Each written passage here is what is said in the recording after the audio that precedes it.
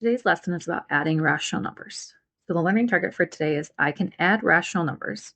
Rational numbers means that it includes integers, which are your whole numbers in the positive and negative direction, as well as decimals and fractions. So our first rule that we're going to be looking at is adding integers with the same signs. So when we're adding two numbers that have the same signs, you're essentially just going to add the absolute value of the numbers, and then the sign of your answers will keep the original sign. So let's put those words into some examples below. So on the left, we have all positives. On the right, we have all negative examples. So meaning on the left, we have positive plus a positive. So we've been adding positive and positives for a long time in our career as mathematicians. And so 8 plus 3, we would add them as normal. 8 plus 3 is 11 because the absolute value of 8, the absolute value of 3 is still just going to be a positive number, and it's going to add up to 11. If we're adding decimals together, you can always write it off to the side, but when we add decimals together, we're going to line up our decimals and then add from right to left. So 5 plus 3 is 8, 2 plus 4 is 6, and I'm going to line up my decimals, so my answer should be 6 plus 8. And then our fraction answer below, we are adding two fractions that have a common denominator. So we're going to add our numerators together. So 1 plus 4 is 5. We're going to keep our denominator the same as 5. So 1/5 plus 4/5 would be equal to 5/5. And 5/5 is equivalent to 1. We want to keep those fractions in our simplest form. So on the right, our negative examples, it's the same idea, except that there are two negative numbers. So we kind of, when we say that we're adding the absolute value of the numbers, we're essentially saying ignore the signs. Just treat them kind of as positive numbers. So I'm just going to treat -1 plus -5 as kind of 1 plus 5, which is 6. But then it says you're going to, your answer is going to keep that sign. So this would be actually -6. So -1 plus -5 equals -6. If you can picture a number line, you're going to continue going to the left 1 and then 5 more, which it plan to do at -6. In our next example, we have -5.6 plus -4.5. So again, we're going to add them. So lining up my decimals, I'm going to go right to left. 6 plus 5 is 11. And then I have 1 plus 5 plus 4, which is 10. So my answer here would be -10.1. And then again, below I have -3/4 plus -3/4 common denominators when adding these fractions. So I'm going to add my numerators. So I have essentially 3 plus 3, or -3 plus -3, which is -6/4. If you simplify that into a mixed number, it would look like -1 and 2/4, or -1.5. That would be in simplest form.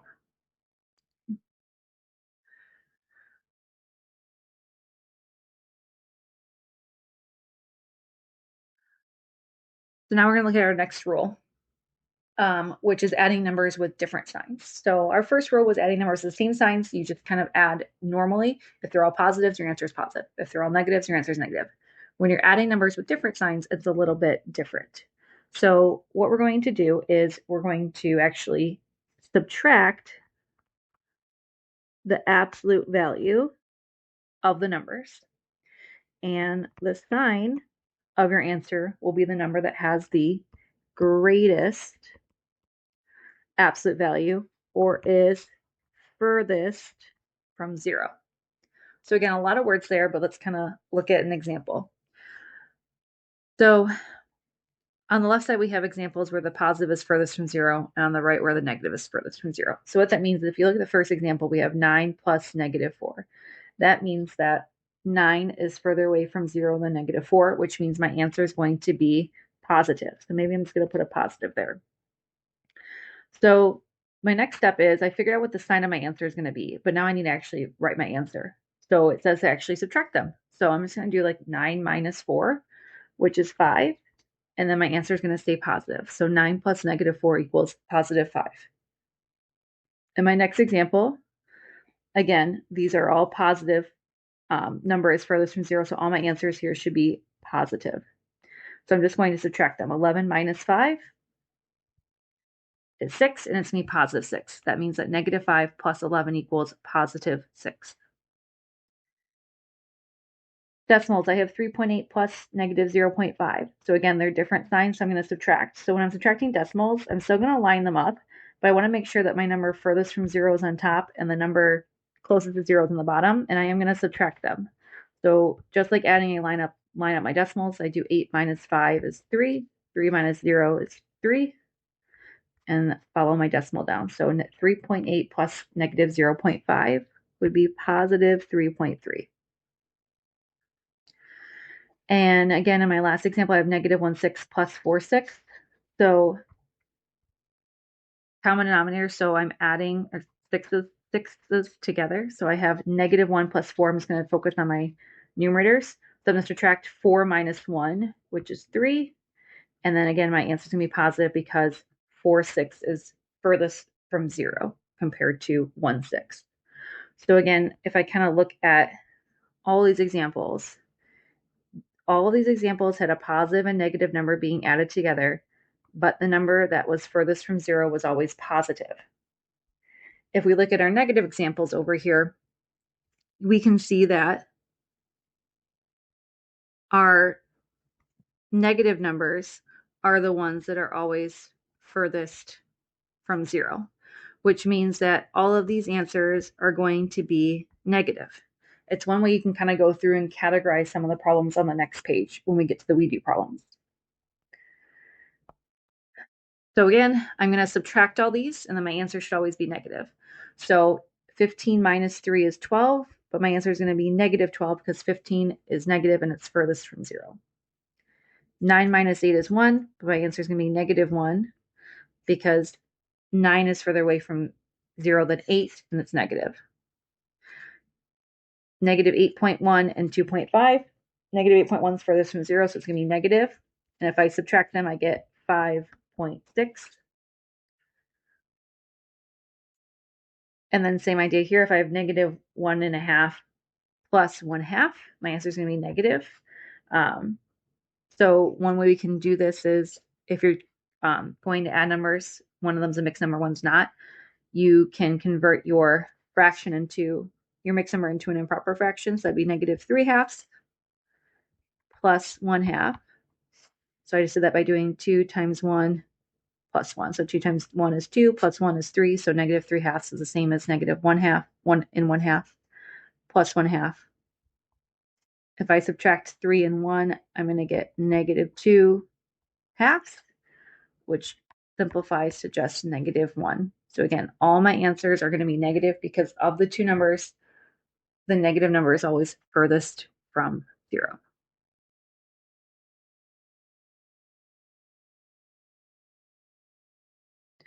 So let's take a look at the we do problems. I'm going to show you a strategy that might help you practice the rules. So one way, when we look at these problems, they're all kind of mixed up. Some of them are you're adding two numbers with different signs. Sometimes you're adding two numbers with the same sign. So one way is you can kind of circle maybe the ones that are the same sign or use a different color, or square the ones that are different signs. So it's a way to kind of focus on one rule at a time, especially when you're kind of first starting practicing these things. So if I'm going to go through and kind of categorize which ones are the same signs. Number 2, I'm adding the same signs. 3, 4, 6, and 9. And if I'm looking at the ones that are different signs, those should be the remaining problems. Different signs, again, meaning one's negative, one's positive. So maybe I go through and do all the same sign ones because I know that I'm just adding regularly. So negative 9 plus negative 9 is going to be negative 18. Negative 14 plus negative 6 is negative 20. Negative 1 plus negative 2 is negative 3. So again, I'm adding a negative plus a negative. I'm just adding and then keeping that sign. Negative 4 plus negative 5 is negative 9. And negative 13 plus negative 7 is negative 20. So if I go back to my pink problems, which are by different signs, my squares, I have to think about if my answer is positive or negative. Sometimes I like to just go through and just decide if it's going to be positive or negative. So when I look at the first problem, 12 plus negative 9, 12 is further away from 0 than 9. So that means that my answer is going to be a positive number because 12 is further than away from 0 than 9. When I jump down to 5, I have negative 5 plus positive 11. 11's further away from 0, so my answer is going to be positive. If I look at 7, I have negative 16 plus 9. Negative 16 further away from 0, so my answer is going to be negative. In number 8, my answer should be positive because 20 is further away from 0 than negative 18. And then in number 10, my answer should be positive because 15 is further away from 0 than negative 7. So now I just have to go back and essentially subtract the two numbers. And then I already know what the sign of my answer is going to be. So I do 12 minus 9 is 3, and it's going to be positive 3. And number 5, I'm going to do 11 minus 5, which is 6, and it's going to be positive. And number 7, I'm just going to do 16 minus 9, which is 7. But then my answer is going to be negative 7 because, again, 16 was further away from 0, and it's negative. And number 8, my answer is going to be 20 minus 18, which is 2, and it's going to stay positive because 20 is further away from 0. And again, in number 10, my answer is going to stay positive, so I'm just going to do 15 minus 7, which is positive 8. So again, just some strategies to kind of think of when you are practicing the rules for the first time.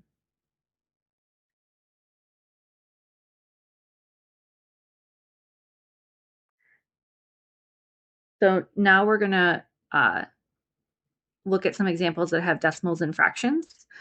And I'm going to kind of apply that same strategy where I'm going to circle in purple the ones that have the same signs for fractions and for decimals. And then I'm going to circle the ones that have different signs.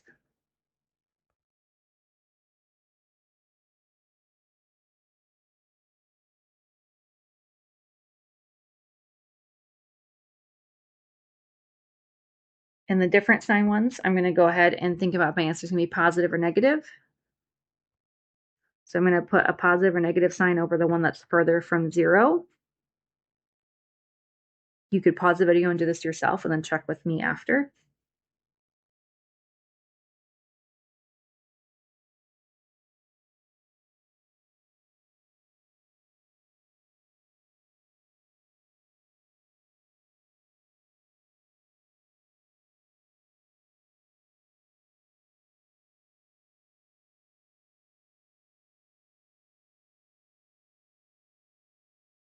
Okay. So now I'm going to go back and solve them. So for number 11, again, if they're different signs, that means I'm actually going to subtract. So when I subtract 7.2 minus 3.5, I'm going to get positive 3.7. And number 12, I'm going to actually add them together. So I'm going to do negative 15.9 as my answer. So if I add those two and keep the negative sign. Number 13 is different signs. I'm going to actually subtract. So when I subtract 8.6 minus 5.4, I'm going to get 3.2. And it's going to be a negative 3.2 because negative 8.6 is further from 0 than 5.4.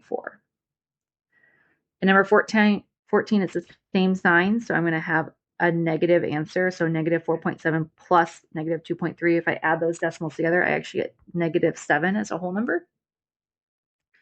And then the rest of the problems, we're back to different signs. So what that essentially means is we're subtracting the whole time, and we've kind of already come up with the sign of our answer.